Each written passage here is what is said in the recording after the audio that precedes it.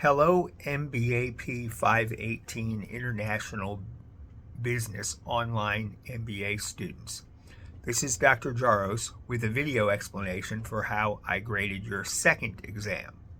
So let's get right to it. Question number 1 says, regarding the Procter & Gamble Japan case, what are the advantages and disadvantages of introducing the SK2 skincare line into China? Explain. Well, there are advantages and disadvantages. And this all came from, the case in the book, of course.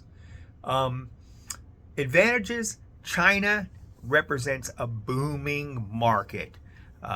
China is experiencing incredible growth rates, especially in its cities, where there is a very fast-growing cadre of middle-class and upper-middle-class Chinese women, the kind of women who the SK2 skincare product line would be aimed at.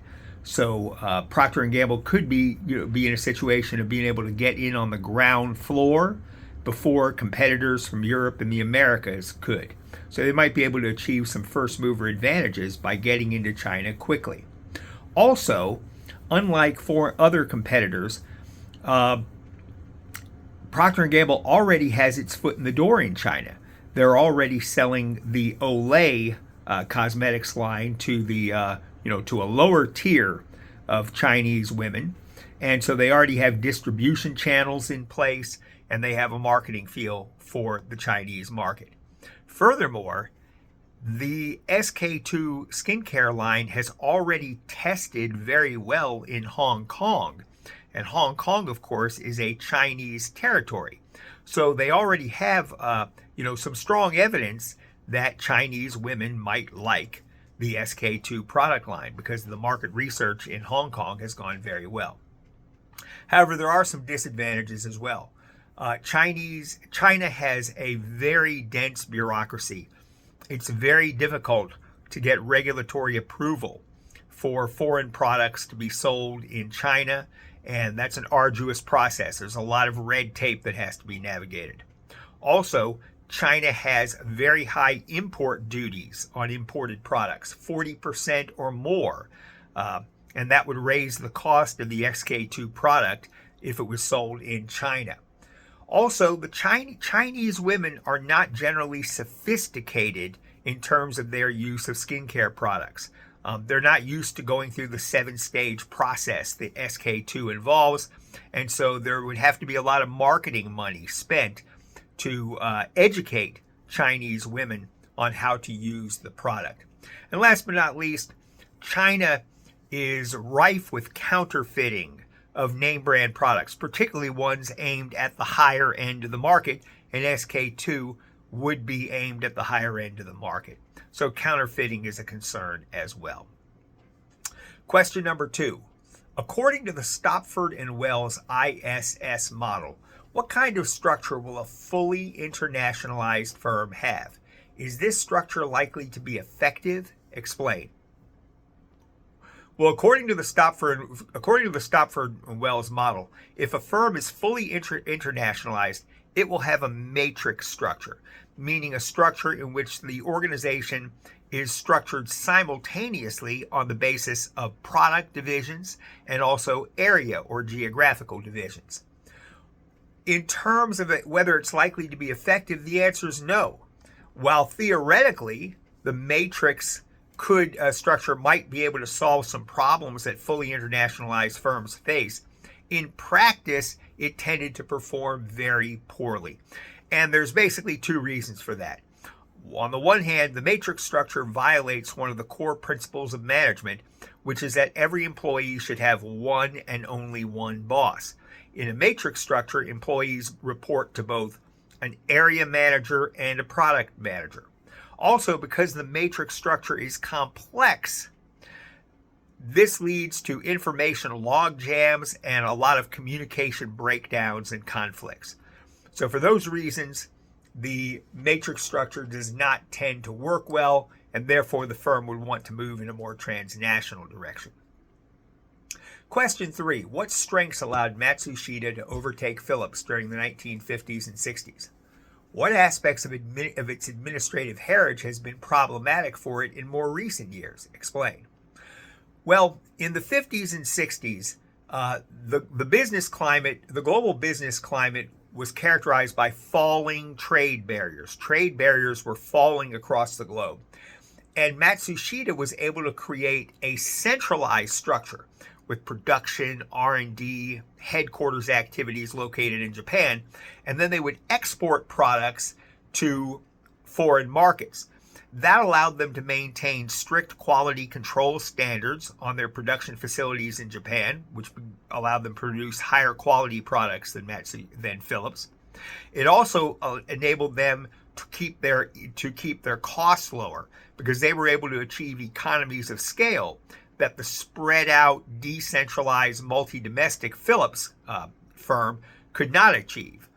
And then last but not least, exporting was a cheap way to get their products to foreign markets precisely because trade barriers had fallen during this time.